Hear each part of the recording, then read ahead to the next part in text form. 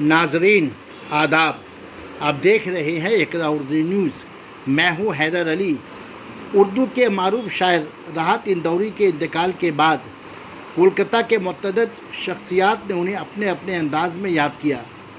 کسی نے راحت کے چلے جانے سے اردو ادب کا بڑا نقصان بتایا۔ کسی نے کہا کہ راحت ایک بہادر اور نڈر قلمکار تھے جو حکومت ہند کے آنکھوں میں آنکھیں ڈال کر باتیں کیا کرتا تھا۔ ان کے چلے جانے سے اردو شاعری کی دنیا میں جو خلا پیدا ہوا ہے شاید ہی پر ہو سکے۔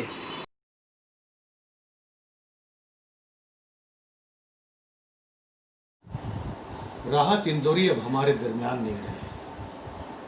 ان کے جانے سے اردو ادب اور شاعری میں ایک زبردست خلاصہ پیدا ہو گیا ہے۔ وہ بڑے مشہور شاعر تھے اور مشاعرے کی جان اور ضمانت سمجھے جاتے تھے، لیکن میرے خیال میں ان کا سب سے بڑا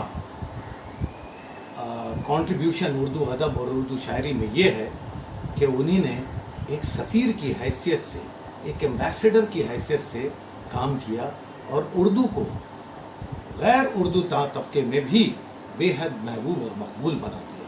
ایک ایسا کام ہے جو اردو دنیا کبھی فراموش نہیں کر سکے گی۔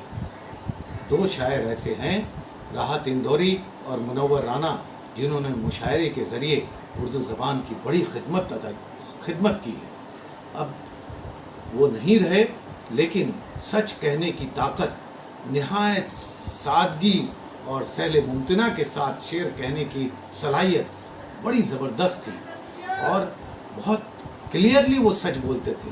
اب دیکھیے ان کا یہ شعر ہے، اب تو ہر ہاتھ کا پتھر ہمیں پہچانتا ہے، عمر گزری ہے تیرے شہر میں آتے جاتے۔